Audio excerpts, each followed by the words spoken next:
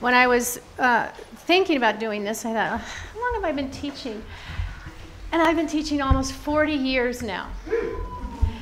And it's amazing to think that that's so, that I've been doing this for 40 years.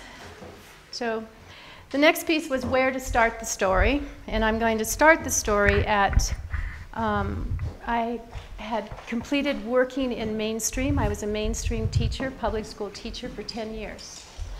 And then I got married and had a child. And I was with her and her father in Idaho for 7 years. And when my daughter was 5, her father and I divorced.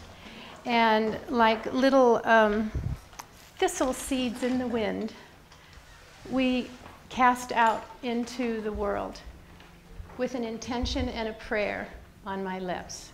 And the prayer was, I needed to get a job again. I needed to make money. And at the same time, it was clear to me that I wanted to really deepen my personal and spiritual path. And I couldn't work and then go work on my spiritual path later on at night. It wasn't going to work for me. And so I put out that I would find employment and that I would be able to cultivate a deepening of a spiritual path. And I went out into the world trusting that I would find that. After a year, I was living at a place called Esalen in California, and nothing had clicked. And I was going to take a job there to work with children, and it was temporary, I knew, because it wasn't exactly what I was looking for. I was still waiting, still cooking. While I was there, there was a high teaching that came down from a woman named Janet, and I can't remember her last name anymore. It was so long ago. But it was about chaos. And it was about our willingness to hang out in chaos, in the unknown. Because, as she put it, this was the most creative of opportunities as a time in our lives. For when we're in chaos, there's so many choices that we have that we can make. And then, of course, as soon as we make one choice, we've started narrowing it down and narrowing it down. And it's a pretty uncomfortable place to stay in. And I wonder how many of you enjoy dancing chaos in this room. Oh, look at that, great. Lots of practice, and that's good because it's the richest point in your cycle, I think. Lots can come out of it. And so I, on a whim, went to San Francisco, heard a lecture on Waldorf education, and my whole body went, this is it. This is what I've been looking for. And I just knew it. And now you call this somatic psychology when you talk about this sort of thing, and I didn't know those words then. But my body was what told me yes. It was a resounding yes. And over the years, I've learned to really trust that yes. And that yes has gotten me right to here in this room with you people, with this man.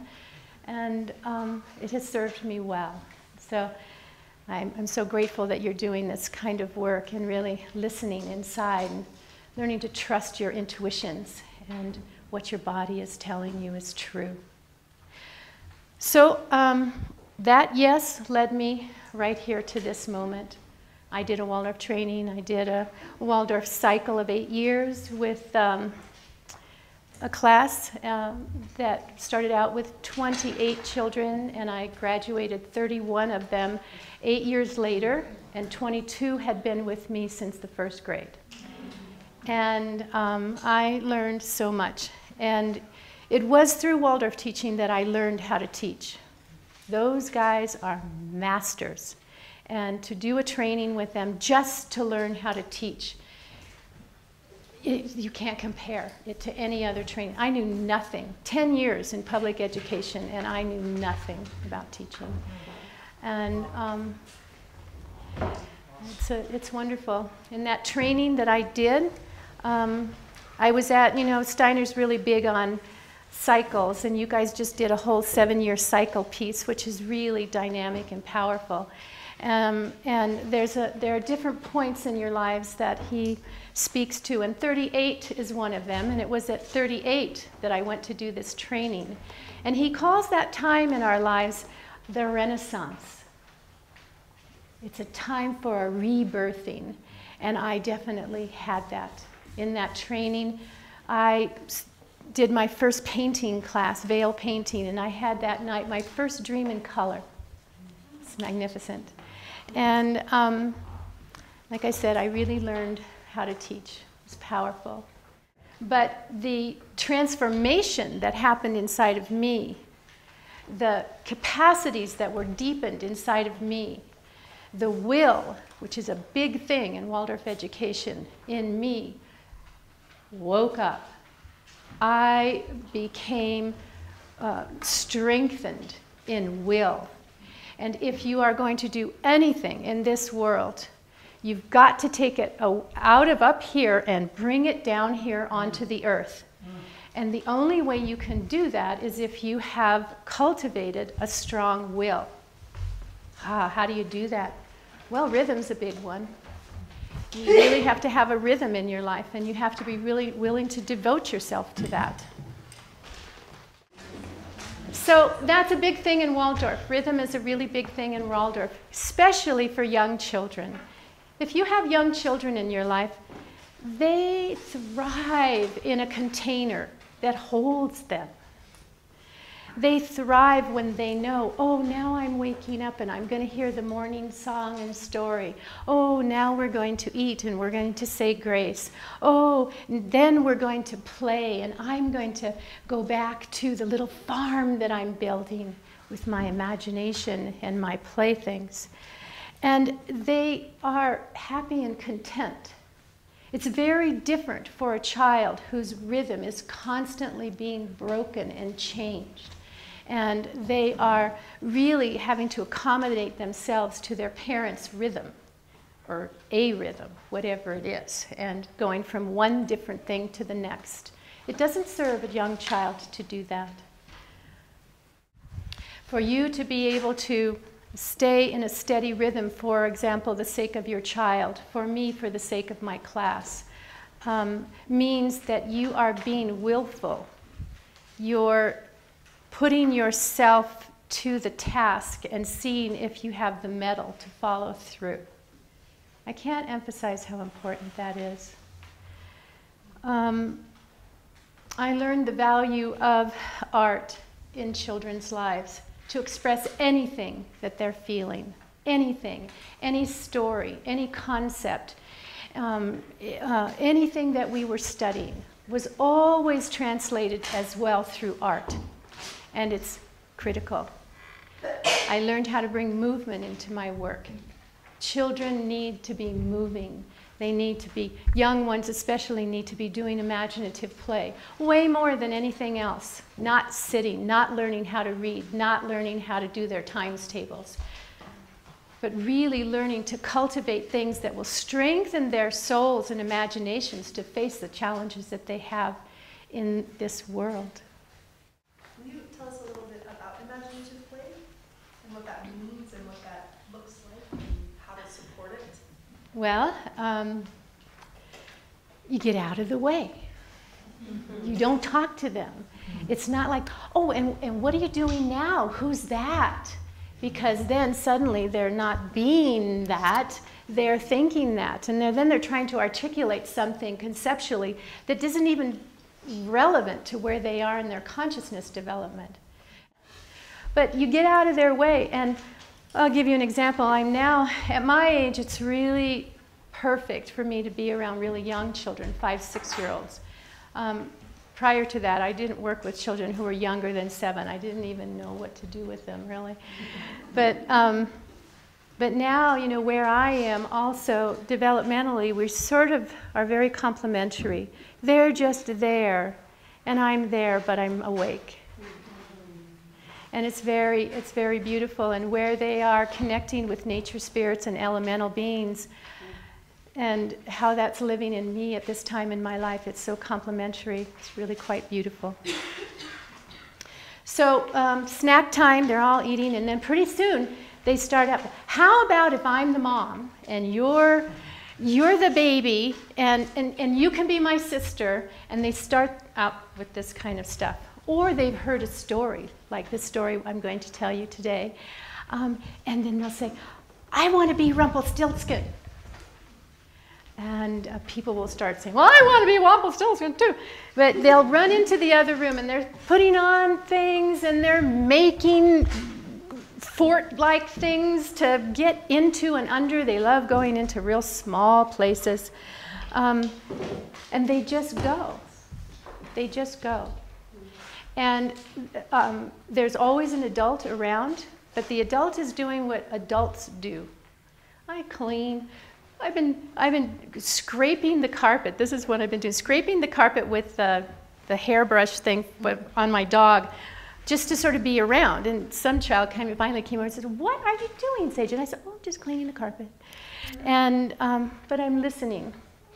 And so then if there's a bossy pants around that wants to tell everybody else what to do, we can meet that challenge. And there's all kinds of creative ways to meet that challenge. And if we have time, we can talk about pedagogical stories and that sort of thing if you're interested. But it's pretty much leave them alone.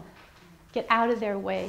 Don't talk to them. Don't intellectualize with them. Don't ask them, why did you do that?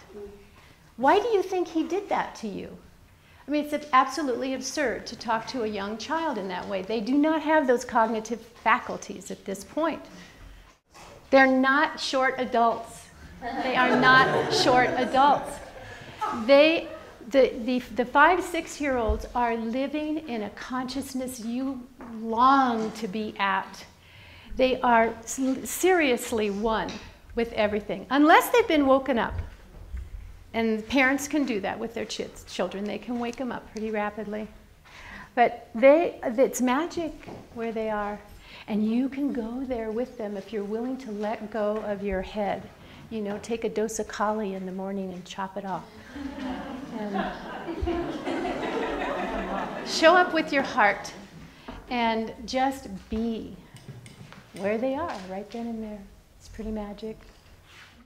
In our culture here in Boulder, there's so much about personal growth. I mean, we've got a vocabulary that won't quit for why and how and when and all of that stuff. And adults, in trying to help their children face a challenge that they might have in their lives, bring all of that intellectuality into a conversation with their child.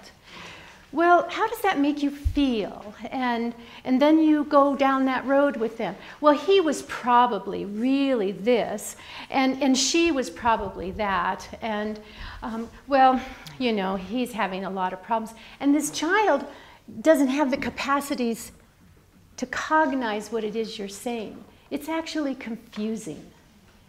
And then they learn to sort of parrot. You know, I have children that'll come into my life and they'll suddenly analyze something, and I'm looking at them like, that's right out of your mother's mouth, you know, that sort of thing.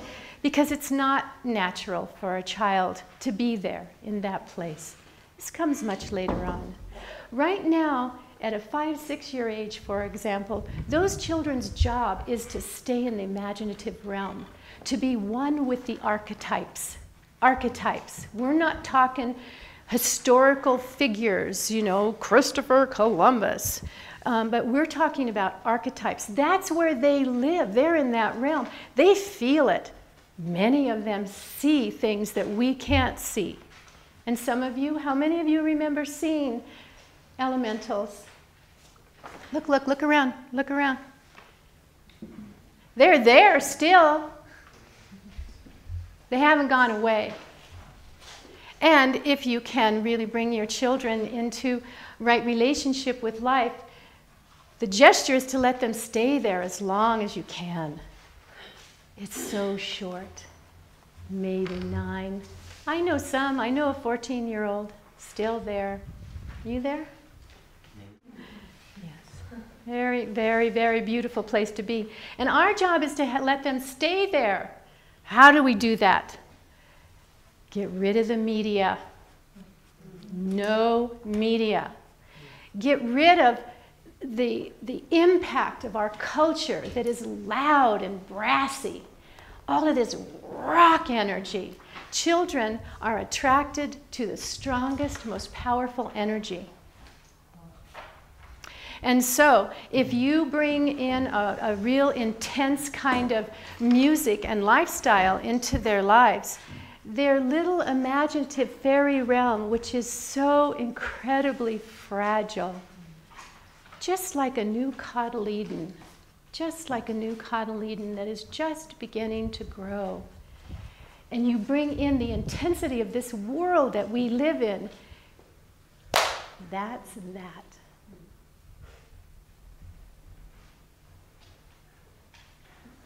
But when you have children that are really being mean or bossy and aggressive, it doesn't work to sit down and have an intelligent conversation with these children. It's not where they're at. They're in the world of the imagination. So guess what you do? Stories. It's stories. I'll give you a short example. I had a girl just not that long ago, and she would walk into a room for imaginative play. All right, you're going to be the mother, and you're going to be the father, and you're going to be the baby sister, and I'm going to be the princess. But I want to be, nope, has to be this way. And then, no, you can't play, and you can. She wasn't physical, which is not. It's okay. And so we did a lot of observations in the room, in the group, and got pretty clear about what to say, how to meet it. Initially, oh, we don't play like that here. We let people decide who they want to be. And you can decide who you want to be, but you can't be telling other people. That's not the way it works here. It's just the way it is. This is Sage's place. You got to do it Sage's way. But to really address the issue, we did a lot of observations of this child. And then I brought the parents in. And with the parents, as I do with my staff, I asked them to really look at how they were activated by their child. What triggered them? Were they reacting to something their child was doing, or were they responding appropriately?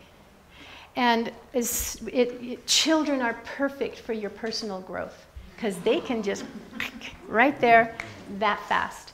And if you're awake, you realize there's an opportunity. There's something in you that you haven't addressed. And because of that, this child is activating you, and you cannot respond appropriately to that child.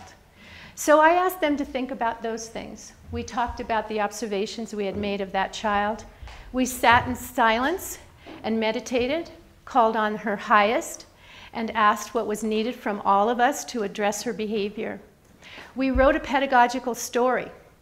There were all of these darling creatures. Coincidentally, the children had all made little creatures recently that were all harmoniously playing until the buffalo came in.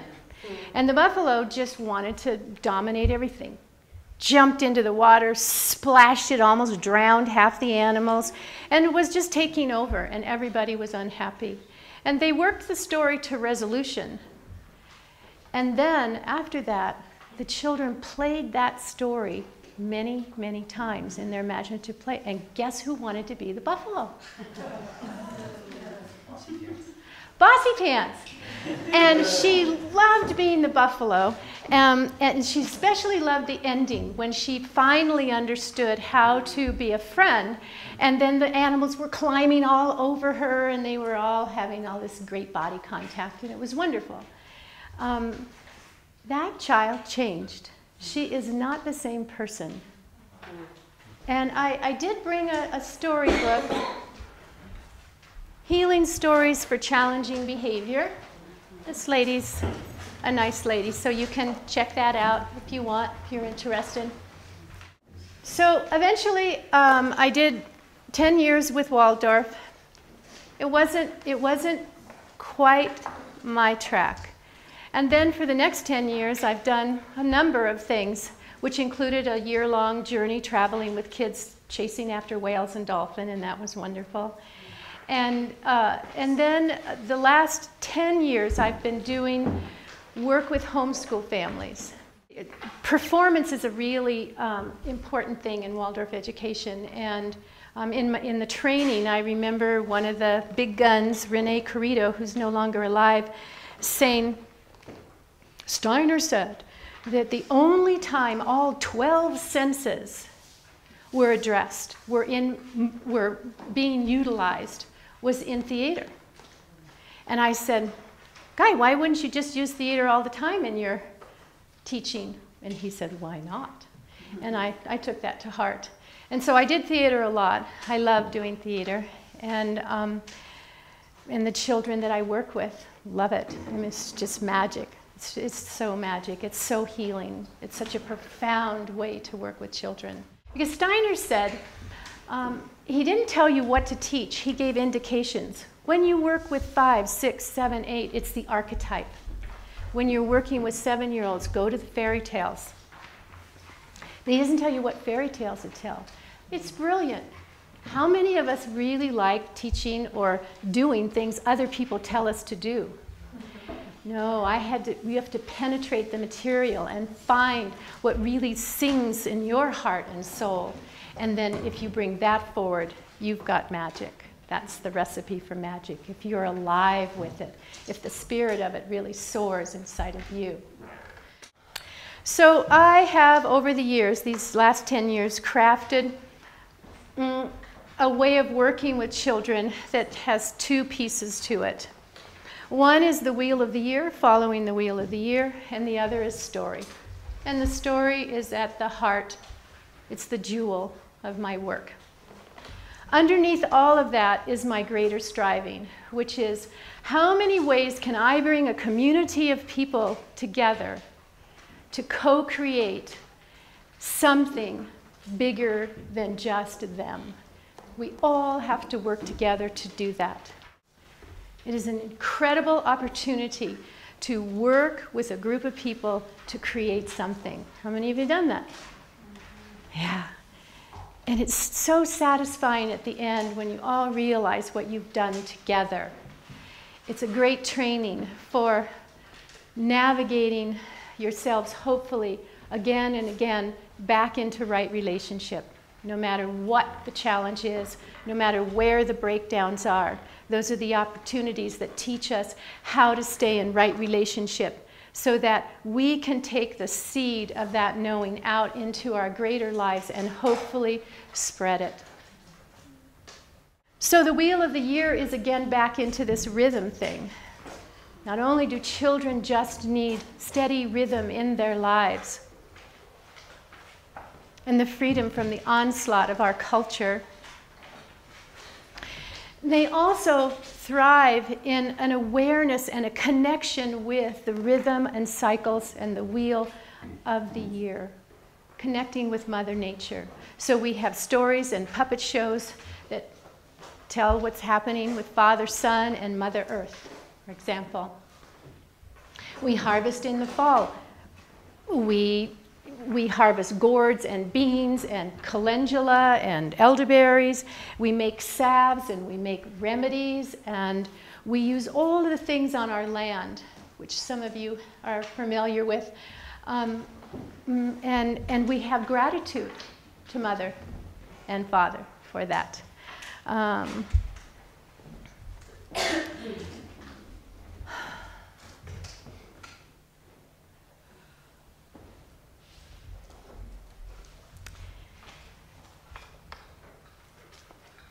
We follow the cycles all the way into the depths and darkness of winter, and we work with stories that are appropriate for that time of year. And we come out with the quickening of the seeds just before spring with Candlemas, when the fire spirits quicken the seeds and they're beginning to waken. And we bring intention to those seeds, and we bless them. And then we plant them when it's time, once it's time. And we watch them grow, and we care for them, we tend them. Story, as I said, was the jewel, and the stories weave throughout the wheel of the year, and depending on the cycle of the year, we do different stories. It's the picking of a story that I really wanted to speak to with you all, because so often adults just, they'll go get any old book off of a shelf and they'll just read it to their child. And it doesn't have any substance to it. It's fluffy, or it's brass, or it's crass, or it's rude. And it doesn't have any food in it for you, for the child. When I go looking for a story, the first hook that has to happen is me. It has to feel true and authentic. And those stories don't come easily. You have to go looking for them. But once I find that story, then I take that story and I work with it personally. It becomes a teaching tool for me. It becomes a gesture of an aspect of personal growth in me. It might even quicken me spiritually.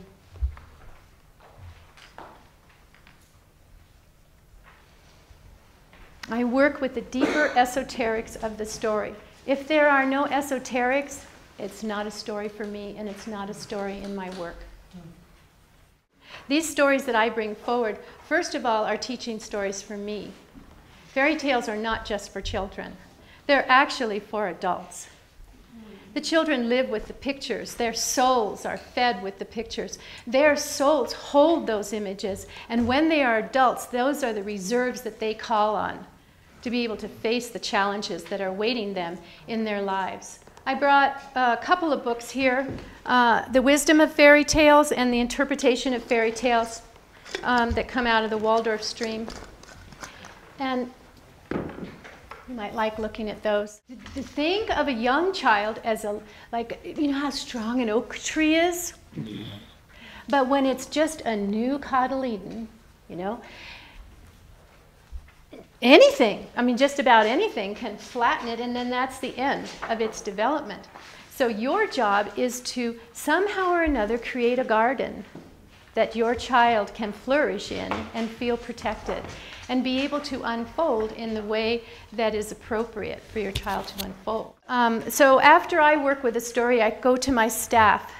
And I work with my staff in a very conscious way, and they have to be pretty brave-hearted to be working with me. I ask them to commit to being transparent and authentic in our work, to not hold back if they're carrying some kind of energy that might affect the environment, that they're willing to come and speak their truth to me or to the rest of the staff if that need be. It takes a lot of chutzpah, and I do have people who are willing to do that with me and help me grow. I use it as part of my own personal and spiritual path. Then I talk with them about the story. And together we figure out how we're creatively going to bring this forward to the children. I'm doing music, dance, recitation, singing, painting, drawing, and they're doing things with the plants on the grounds and crafting and practical arts and that sort of thing. And all of it works within the theme of this story, or the theme of the Wheel of the Year, or both at the same time. And children, in many ways, are very resilient. And of course, seeing an actual really violent something is very different than hearing a violent something. There's always a backlash with Waldorf people when they tell these fairy tales that have witches that are going to put you in the oven and eat you. And the parents think, oh, we shouldn't have our children hearing that. But it's very different hearing a story, a high teaching story, hearing it, because then the children use their imaginations in a way that works for them. It doesn't get any scarier than they can imagine in their imaginations. And it actually is food for their souls, because what they're also getting is, in the end, the witch gets it. She doesn't win. And goodness always triumphs over evil, and children need to have that. So fairy tales, myths, legends, some folk tales, can be roadmaps for us in our lives. You can think of legends. Can you think of any legends that you know of that you find inspiring? Any myths that you know? Parsifal, for sure. Yeah, the fool goes into the forest, right? How many here feel like they can identify with that? And we can see all of the pitfalls that that fool encounters, and the gift at the end of a fine, great transformation. Yeah, those are the teaching stories. And if they're high teaching stories, you can come back to them over and over again and get something new out of it each and every time, because you're different.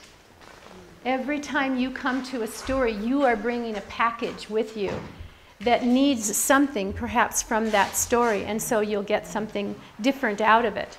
And today, when we hopefully have time to hear Rumpelstiltskin, I'm going to ask you that. Where are you in the story? Where are you in that story? And now what I'd like to do is just open to this story and do one with you guys. And at the end, I'd just like to give a little pitch for kids. And hopefully we'll have time. So now you have to put these pencils and papers away.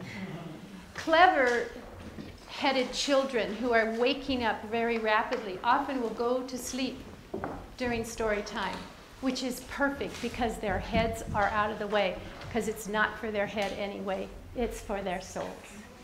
So you're welcome to relax, and if you're a clever-headed fellow or lady, maybe you'll even go to sleep. And together we'll use our imaginations and light this candle. And we'll open. When you do storytelling with young children, there's not a lot of drama. There's no huge emphasis on the scary things that happen. It's all presented in a very matter-of-fact way, really. So together we'll light this candle. Fairies of the story time, come and bring your stories to me.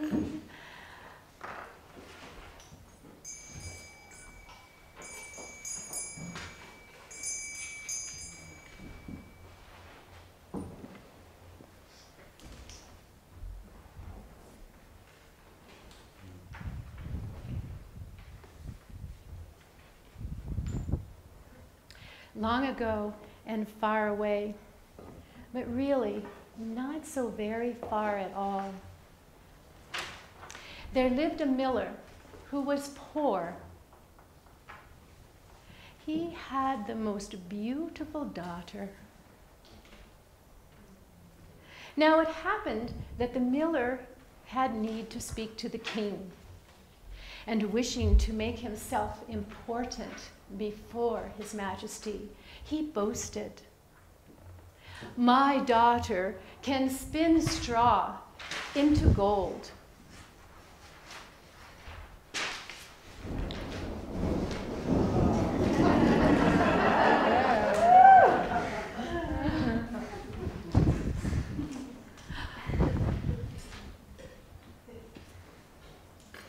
This is something that pleases me well.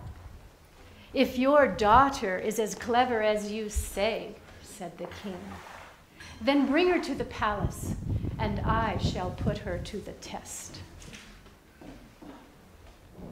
And so it was.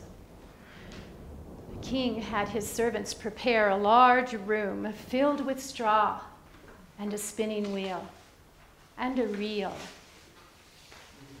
He brought the miller's daughter into the room.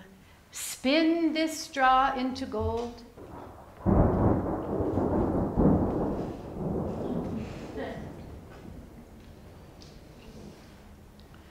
"By daybreak tomorrow morning. And if it is not done, then you must die."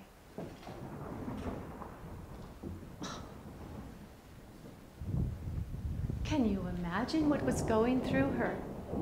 I don't know how to spin straw into gold. How will I ever do this? And then I'm going to die?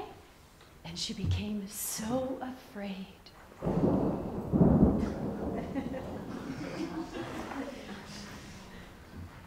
And then she began to weep.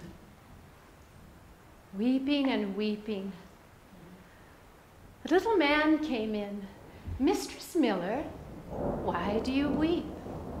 "Oh, alas, the king thinks that I can spin straw into gold, but I cannot. And if I can't, I shall die on the morrow."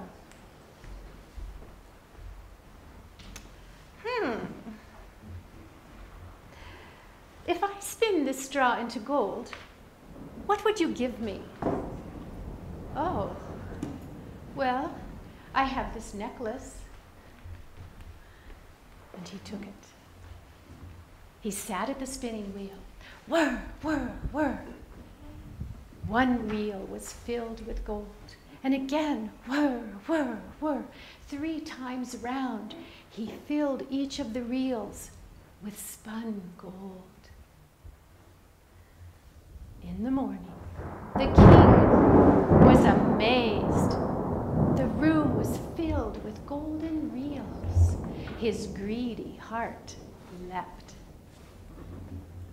Again, he called his servants, "Fill this chamber even larger than the last with straw." And he had them bring the spinning wheel and the reels. And he took the miller's daughter there and commanded her again, "Spin this straw into gold before the morrow. And at dawn, if it is not done, you must die."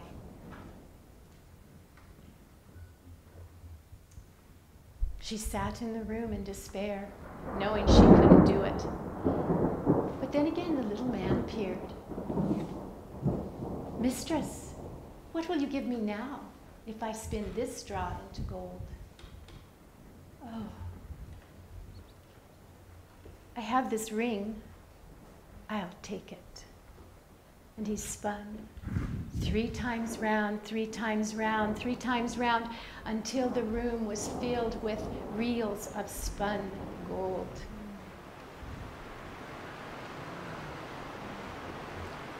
The king could not believe his good fortune at the dawn.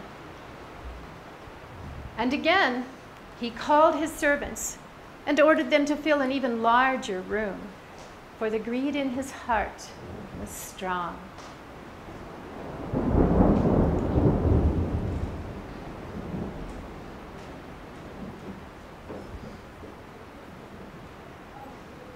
And he thought to himself, "She is only a miller's daughter, but I could never find a wife that could bring me more wealth than this woman." And so he said, "If by the morrow this room's straw is spun to gold, then I will take you as my wife."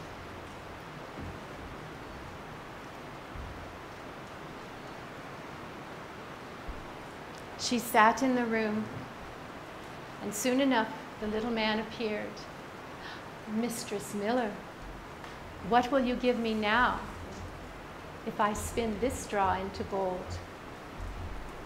"Oh, I have nothing left to offer you."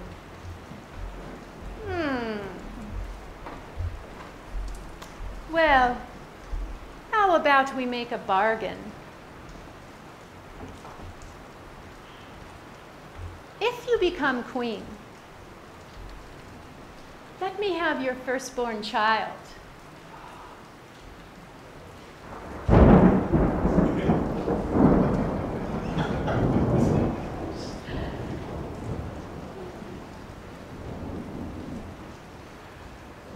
The miller's daughter couldn't even fathom becoming a queen. It seemed so far-fetched to her that it wasn't even worth thinking about. And so she made the bargain. He sat at the wheel 3 times round, 3 times round, until every speck of straw was spun into gold. Well, the king did marry her. She did become queen. And they did have a child. And 1 year later, the little man came to the queen and said, "Now give me what you promised." "My child, no, not my child." And she began to plead and weep at the thought of losing her beloved child, her firstborn child. She offered him wealth, riches, land, all that she could think of that she possessed to exchange for her child. "But no," he said, "something that is alive is far more important to me than any wealth in this world."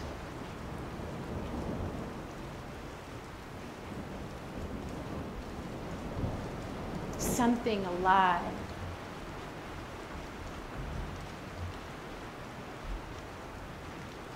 The poor queen wept and wept until finally he said, "Oh, right. I will give you 3 days. And if in 3 days' time you can tell me my name, then you may keep your child." The queen gathered all of her messengers together and sent them out all over the land. "Look for the most unusual, the strangest, the oddest names. Come back, bring me the names. We must find out this man's name." So on the first day she tried, "Is your name Casper?" "No." "Is it Melchior?" "Oh, no." "Is it Balthazar?" "No, no, no." And away he went after she named so many names. On the second day, her messengers brought her back names that were common among the villagers. Is your name Sheepshanks?" "Oh, no." "Well, how about Short Ribs?" "No."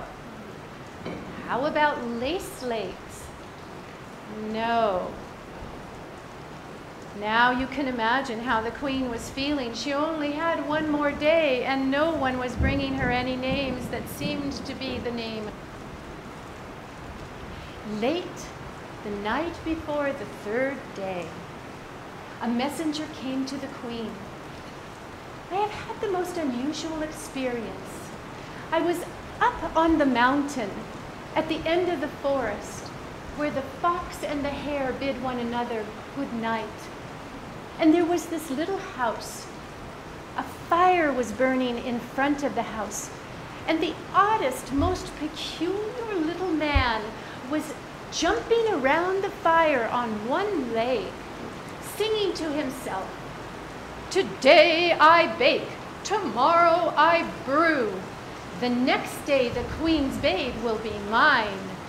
Glad am I that no one knew that Rumpelstiltskin is my name.'" And the queen had the answer. Her heart knew it. She could name this man now. The next day, she toyed with him. "Is your name Conrad?" "No, no, no." "Harry, how about Harry?" "Oh, no." "Perhaps your name is Rumpelstiltskin." "The devil told you that! The devil told you that!" And he began to stomp around, and he stomped so hard with his right foot, it went right into the earth all the way up to his leg. His anger boiled inside of him, and with both hands he was pulling on his left leg until he tore himself in two.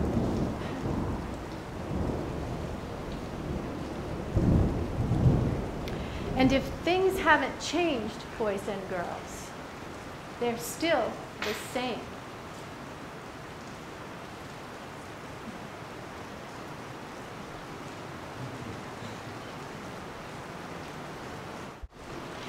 What part of you might have sold yourself out and stuck you in the room trying to spin straw into gold?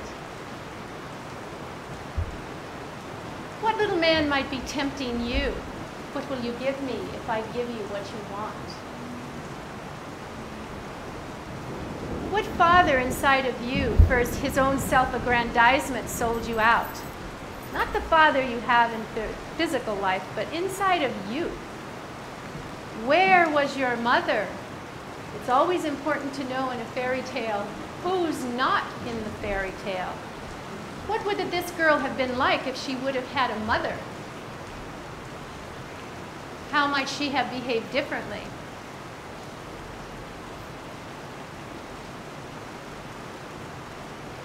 What part of you might be like the king who, instead of being connected with what is most noble and true, has sold itself out for the sake of something? All of the parts of the story are you, including the landscape. Sometimes the landscape is wretched, and it's like we have wretched times in our lives where we feel wretched, and the landscape is wretched. And the king is dead, and the queen is in prison or something. You know, I mean, when the stories start out like that, you know it's going to be an intense story. And it's reflecting the intensity that we experience in our lives. Look at the stories as if every single part is part of you. There's no point in dealing with mother, father out there anymore. We need to deal with mother, father inside, right? When you're working with these stories, you are the king. You're the princess. You're the beautiful daughter. And what we're talking about are soul qualities. We're not talking about a real life king and queen and the poor miller. The miller is poor. That means the miller is really lacking in his spiritual development. He's poor. If there's a woman in the story who's a widow, she has been disconnected with her connection to deep earth goddess wisdom. She's a widow. And so you know right away in the setup, once there was a poor widow, and she had two beautiful daughters who were named Rose Red and Snow White. Are they here, Megan? Did you bring them? Yes. Oh, it's all right. You know, and so you can't think of it that way. The princess in the stories, most often, is always our soul. It's our soul. The prince is the highest that we can imagine to attain. The highest in us is retrieving our soul. It's doing a soul journey to retrieve our soul. So if you think about it in the language of our day and what that actually means in our everyday living lives, it's a whole different picture. But and then it gets you all tangled up. I wondered if you guys would get tangled up when I said, and then the king said, you shall be my wife. And I was going to go off on a feminist joke, and I thought, I don't want to break the mood. But, you know, because it's not, this marriage is a sacred union. It's a sacred union within us that happens. That's what we're talking about here. There are so many stories that are myths, legends, and fairy tales where the shadow has to be named. We cannot evolve. Our growth is stunted until we can name what it is that is a shadow within each of us. And I thought this was definitely addressing the challenges that we can face in our lives when we're sort of sold out by other parts of ourselves. And this does happen. And what the high teaching in it, though, for the child was that Rumpelstiltskin was named. And Rumpelstiltskin was done. He went back into the earth. It is the forces of the earth that keep drawing us down, down, down. And so the stepmother is those forces that bring you into an incarnating place here on the earth so solidly that you sort of forget this connection that you have with the spiritual realm. And so knowing how to meet that kind of a force is the teaching there. And sometimes, you know, it has happy fairy tale and they lived happily ever after, but not necessarily so. And in this story, we saw that the father and the king were not high. They were not living to their highest potential. We know that in ourselves. And a Rumpelstiltskin story doesn't happen just once. We can have that happen over and over and over again. in our lives. We can keep recycling. We can sell ourselves out over and over again. Oh, there I go doing that again. Oh yeah, got a little greedy there. What's my right alignment? What is my intention? The biggest gift you can give to any child, but especially young children, is, guess what? Nature. Get them out in nature as much as you can. Don't bug them. Don't talk to them. Just let them be in nature. Let them create. Let them be with their friends in nature as much as you can. Adolescents, you start working with historical biographies. That's the way Waldorf teaches history. It's brilliant. You know, if your task is to pick those historical figures that you believe can bring a high teaching and inspiration to the children. You know? Like Ray Charles. Like Ray Charles. Can I just put yeah. you though in that era? Is it still told? Oh yeah. Okay. It's oral. It's all oral. I just wanted, the reason I asked was when I was in a teaching situation with you a couple years ago with older girls that were coming into the adolescent cycle, World War II came up. And I had to sit with this, oh my God, they didn't know anything. They didn't know anything about World War II, and I had to sit with how much do I tell them if they've never heard the story of Hitler and the atom bomb? And after working with a little bit, I did go into it some with them, and telling the story of the atom bomb felt so different than showing them images of an atom bomb. And it, again, like you were saying, it allowed the imagination first, as big as they could imagine it, but still within their realm. And then they could start to work with it at a slower pace. So I wanted to hear about that. There's something about telling a story instead of showing a story. And it's, you know, Steiner was brilliant in terms of really giving you a picture of the evolution of consciousness of a child. And each year he would recommend story material that would meet them right where they were. Everything was great for me in the first years. So we got the archetype, that's the fairy tales, and then stories about holy people and fables, and the Old Testament and the Norse myths, and then all the ancient civilizations. Then we got to the 6th grade and I had to teach Rome. And I went, Rome? Are you kidding me? And I was appalled. I didn't want to do it.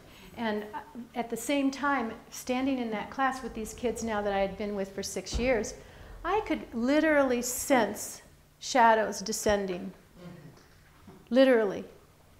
I felt like I could see it at times. They ate up Rome.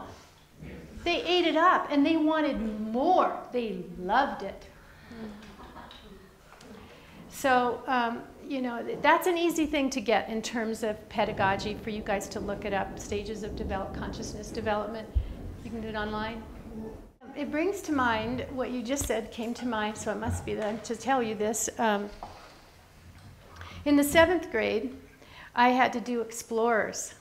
Oh boy. You know, so then we've got all of these white explorers going over to these other worlds and chopping off hands and legs and taking over lands and stripping them of wealth and all of that. Oh, my children were horrified. How could anybody do that?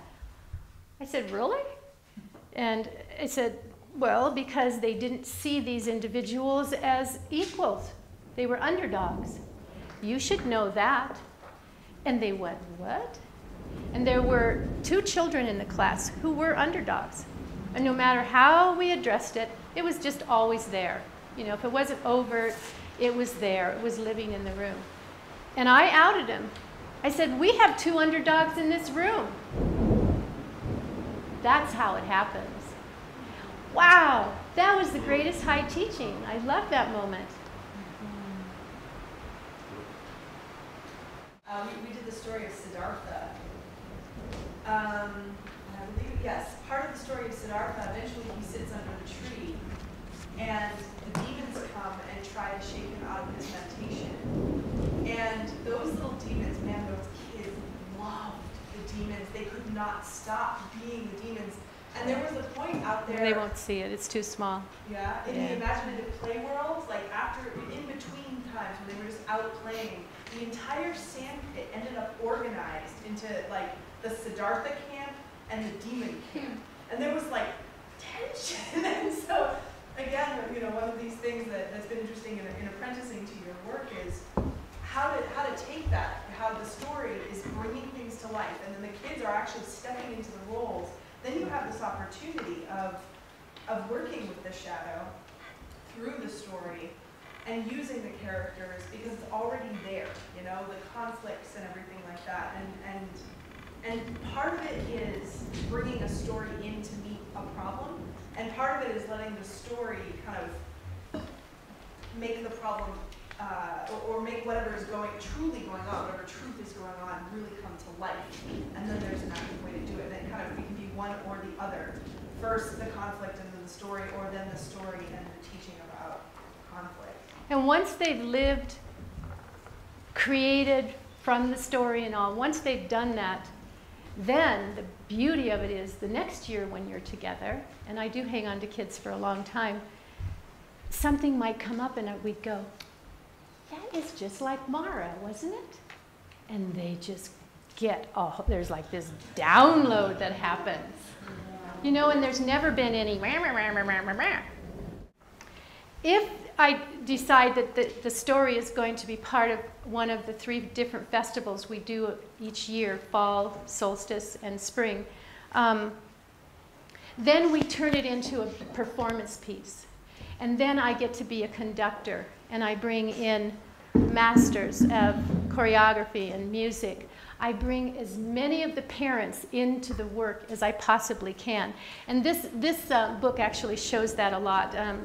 Megan and I did Maya the Bee, which was just an honoring of bees who are really struggling at this time in our world. And I had parents singing in this practically an opera that we created, and parents acting. They act in my plays. And I try to bring as many of the people that are in the program into the work that we're doing so we can have this community experience. What I want to leave you with is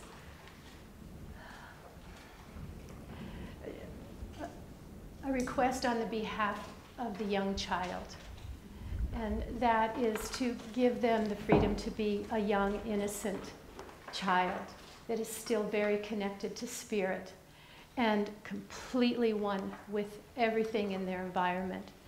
They are like sponges. They are open. They are vulnerable. They are perfect.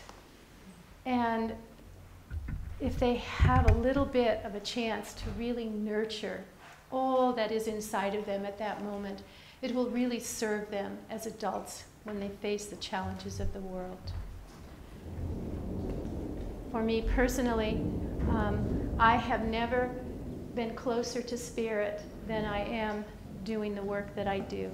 It's the place where I touch it most frequently. It's tangible for me. At the end of my days, I always ask, how was it today? And if I don't feel that I've lived in joy that day, and I feel that not feeling in joy that day many times, then I know I'm not in right relationship with my life, and it's time to move on. And I wish that for you all. May you stay in joy.